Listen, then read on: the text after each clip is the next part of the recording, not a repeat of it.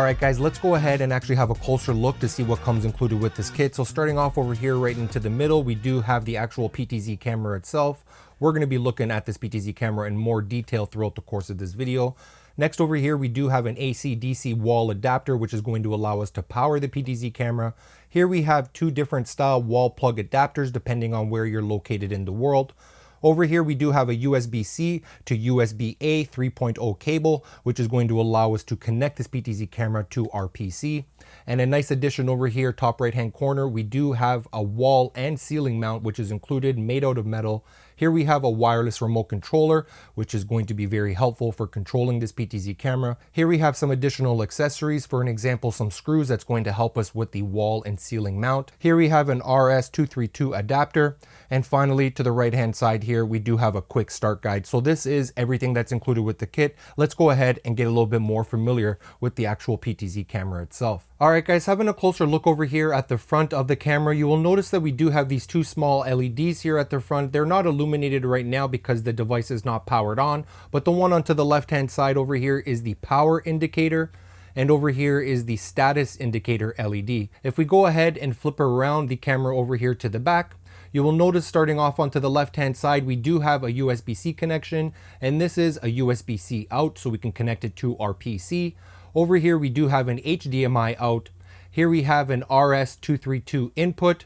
Here we have a line input. Next over here, we do have the LAN network connection, and over here, the DC 12-volt input to power it on.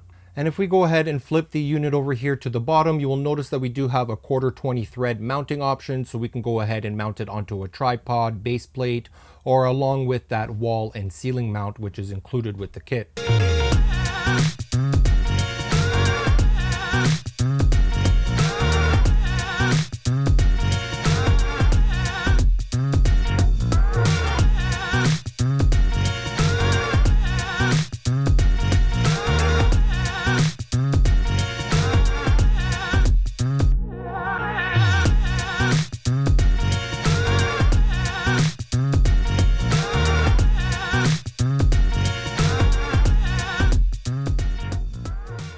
All right guys, let's go ahead and get a little bit more familiar with the menu and settings that we have over here on this PTZ camera. So I'm just controlling the camera right now with this wireless remote control. I do have the PTZ camera connected to this external monitor over here via the HDMI output from the camera. So we are currently set to 4K 30 frames per second. So for us to go ahead and enter the menu, we can just go press the menu button on the remote control.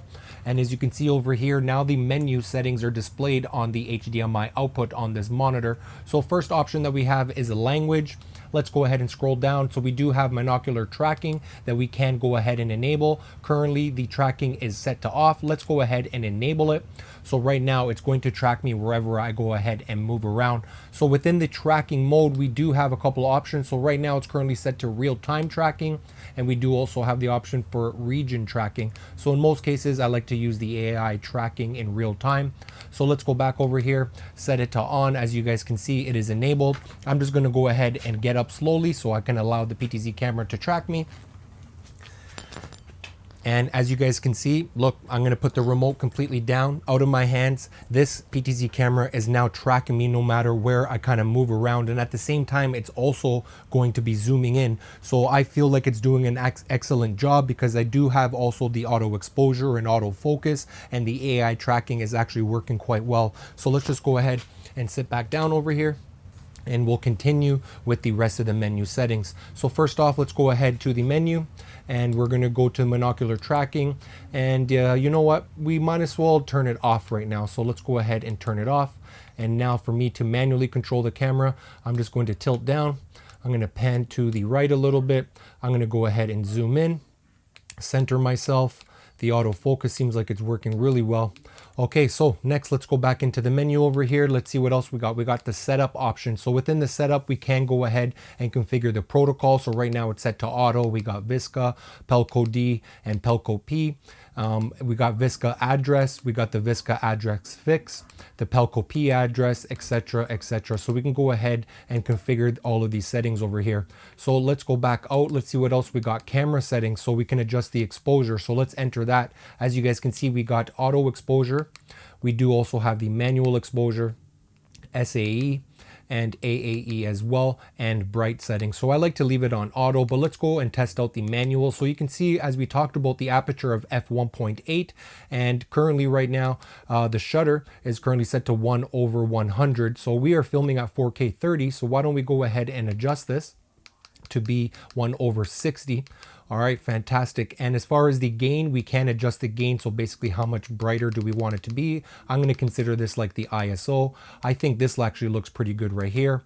And the DRC, right now it's currently set to close. So we can go ahead and set it to 1 all the way up to 8. And close back again. So we're just going to leave the DRC set to close. So let's go back over here to the top for the mode of the exposure, and I'm just going to go ahead and set it back to auto, just so I can kind of set it and forget it, and also show you guys how the auto exposure is performing. So let's back out. We can adjust the color settings as well, the white balance, the RG tuning, the BG tuning, saturation, hue, and auto white balance sensitivity. Let's come over here to the image. We can adjust the brightness, contrast, sharpness, and we can flip horizontally or flip vertically if we need to. Maybe we're mounting it onto the ceiling. We got black and white mode, the gamma adjustment, and the D zoom for the dynamic zoom. So currently right now I have it set to off, but we could also go ahead and enable this if we want to. And low light mode, I currently also have that off as well. Let's scroll down. So focus, we got focus mode. Currently I'm in autofocus, which is actually doing a fantastic job. We do have manual focus and one push focus. So as far as the autofocus zone, currently I have it set to all, but we do have the option to set it to top, center, or bottom. In most cases, I will leave it to all or leave it to center. So let's just leave it for center for now. And autofocus sensitivity, I think from my test, low and medium has actually been working quite well, depending on the movement in your scene. So let's go over here to noise reduction. So we do have noise reduction 2D and noise reduction 3D, and we can go ahead and change these settings right in here, depending on how you want to configure it. Next over here, we do have the style. So currently right now I have it set to default. So next over here, we do have the PTZ camera control. So starting off onto the top, we got speed by zoom, zoom speed, image freezing, ace curve, and preset speed. Next over here, we'll come down to video format. So you can see right here, this is our resolution. I'm currently set to 4K 30 frames per second. Let's go down over here to see the current latest version that I'm currently using right now. And finally over here, we can restore back to default. All right, guys, so let's go ahead and do a quick little autofocus test. So currently right now, the autofocus sensitivity is set to high and the zone is set to center. So let's see how well it actually performs. Currently right now, I'm positioned about 24 inches, about 2 feet away from the camera. And I'm gonna use this remote control as an example. I'm gonna put this remote control about maybe 6 to 8 inches away from the camera and see how long it takes for it to focus. Not bad at all. That was actually pretty good, pretty quick. Only took a couple of seconds. And I will say that it looks super sharp, the image quality, and very vivid. So I'm really impressed with that. So let's go ahead, remove the wireless remote controller. Looks like I'm already in focus. So let's go ahead and get you guys a little bit more familiar with some of the features built into this PTZ camera, starting off with the support up to 4K 30 frames per second, which is going to provide us with an ultra clear and vivid image because it does have an 8.5 megapixel high quality Sony CMOS sensor. So not only does it have a 12 times optical zoom, it also supports a 15 times digital zoom. This camera is also going to perform well in low light shooting environments because it does have an f1.8 aperture. As far as the exposure settings, we do have auto exposure, manual exposure, shutter priority, iris priority, and brightness priority. And as far as the shutter speed, we can adjust it manually, which is going to range from 1/25 all the way up to 1/20,000. It does support H.264 and H.265 encoding,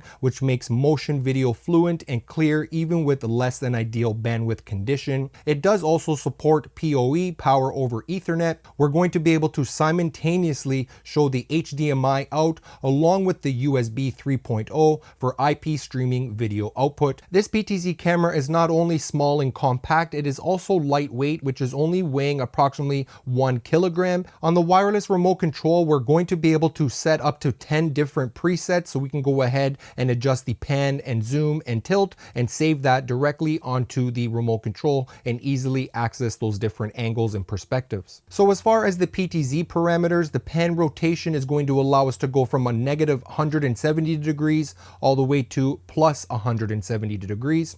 And as far as the tilt rotation, it's going to go as low as a negative 30 degrees to plus 30 degrees. So with this camera only being priced at $659 USD, it is jam-packed with so many features, and it definitely seems like a fantastic option. All right guys, check this out. I have the PTZ camera over there connected to my PC wirelessly just by simply connecting a network Ethernet connection to the back of the PTZ camera, configuring my IP addresses over here on my PC, and bang, just like that, we have wireless control via the web control. So let's go ahead and get you guys a little bit more familiar. So currently right now, this is the web control interface. You can see over here to the top right hand corner, we are in the preview tab. So starting off over here to the top right hand side, we do have these PTZ controls with all of these arrows. So let's just go ahead and pan to the left. We can go ahead and pan to the right. We can tilt up, we can tilt down. We can adjust it even on an angle if we'd like to. And we do have the control as far as the PTZ speed right over here. So that was 50%. Let's just go ahead and have a closer look at 100%. Let's go ahead and have a closer look at maybe a slower speed at like 4%. So you can see this is nice and slow and smooth, which is actually looking quite nice. So depending on how you want to configure it, we do have nice controls as far as the PTZ. Next over here, we do have the focus mode. Currently, I'm set to auto. Let's go ahead and briefly have a closer look at manual focus. Here are our controls for the manual focus. We got this plus icon. I can press and hold it to gain focus or to just adjust the focus as needed. So overall, manual focus and autofocus are really nice and easy to use. So right over here, we do have the zoom control. So we can go ahead and press and hold the plus button to zoom in, or the take away button to zoom out. So depending on how you want to frame up your shot, we can easily do that. So next over here, we do have a section that we can go ahead and create and save some presets for those PTZ controls. Let's go ahead and have a closer look at the next tab over here, which is the monocular tracking. So let's go ahead and click on that. As you can see, we still have a nice clear view of our preview screen. And over here, we do have some additional controls. For an example, we can go ahead and turn on and off the tracking. We have the mode set to presenter or zone, and the click track either on or off. And as far as the regional settings, you can go ahead and configure this all over here. Next, let's have a closer look at the configuration tab. So just briefly having a closer look over here to the left-hand side, I just wanted to show you a few of these tabs that you may be interested in visiting. Video encode. So right now, the compressed format we are currently set to is H.264, but we do also have H.265 available. We do have the image size resolution and also the frame rate that we can go ahead and configure. Next, let's go ahead and have a closer look at video parameters. So in the video parameter tab, we do have some additional tabs over here. So starting off with the very first one onto the left, focus, we do have some further focus controls over here as far as adjusting the zone and the sensitivity and the mode. Over here in the exposure, we can go ahead and adjust to auto exposure, manual, and all of these other options. And we can also adjust the compensation as well if we need to, and as far as the flicker rate, etc. So over here in the color tab, we got the auto white balance adjustments and manual white balance and any kind of fine tuning along with the sensitivity. Next, we have the image. We can adjust the brightness, contrast, and sharpness, and also being able to flip the camera on and off horizontally or vertically, or the auto flip, dynamic zoom, low light mode, and noise reduction. Here we have the NR2D and the NR3D controls that we can go ahead and configure. And finally over here, we got the style. So currently we are set into the default, but we do have these other options as well.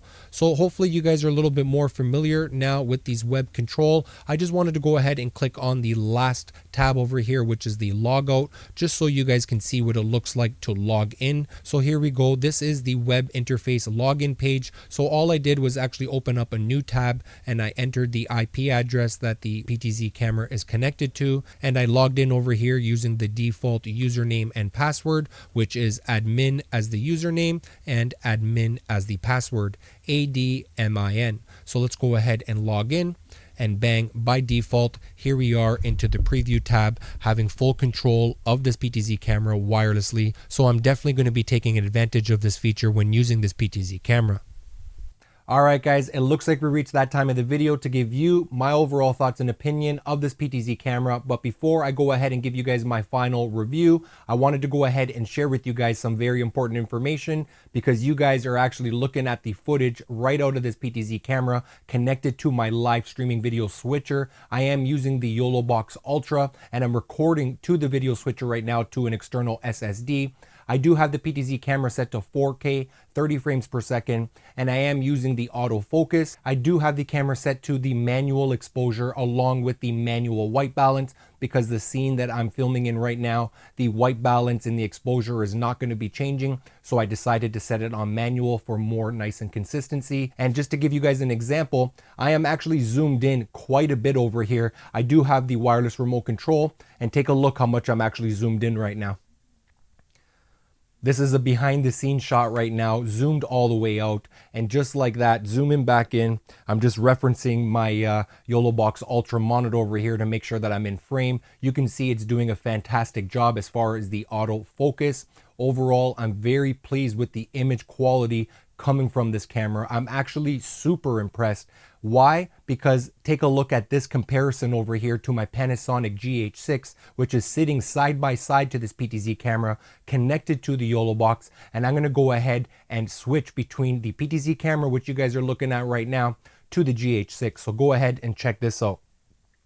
This is the GH6 footage right now, side by side with the PTZ camera. To be honest with you, I'm actually kind of sad to say it, but I swear the PTZ camera image looks better. The white balance, the skin tones, and overall, I just feel like, I swear my camera, the GH6, was going to be a better image quality. So I'm actually super shocked right now between this comparison. Let me go back to the PTZ camera right over here. Let's go ahead and make that switch. This is the PTZ camera. Like, look at the whites behind me. They look nice and crisp and white. And I did set, again, the white balance set to manual, but I did use the one push. So I used the white background as a reference to tell the PTZ camera that, hey, camera, this is white. So therefore, it just did its own calibration instead of using the manual settings or the auto white balance settings. So again, quick little comparison going back to the Panasonic GH6 over here.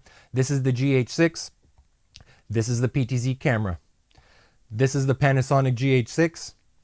This is the PTZ camera. So you guys let me know down in the comment section down below, which camera do you guys actually like better? The PTZ camera that we're using right now, or the Panasonic GH6 camera? I'm actually super impressed, guys. Overall, I really do like all of the features that this PTZ camera has. We got the wall and ceiling mount. The wireless remote control is fantastic. The web control, also being able to control this PTZ camera wirelessly from our PC. The USB-C output to connect to our PC as well. The 12 times digital zoom, the f1.8. The auto tracking has also been doing a fantastic job. Overall, guys, if you guys cannot tell already, yes, I'm super impressed with this PTZ camera. I would 100% recommend it if you guys are looking for a PTZ camera and this price point with all of these features. And I will also mention the audio for this section of the video. I'm actually using a wireless microphone over here, which is the Hollyland Lark M2. Fantastic microphone. I've also shared a review video about this microphone, but why am I pointing that out is because the receiver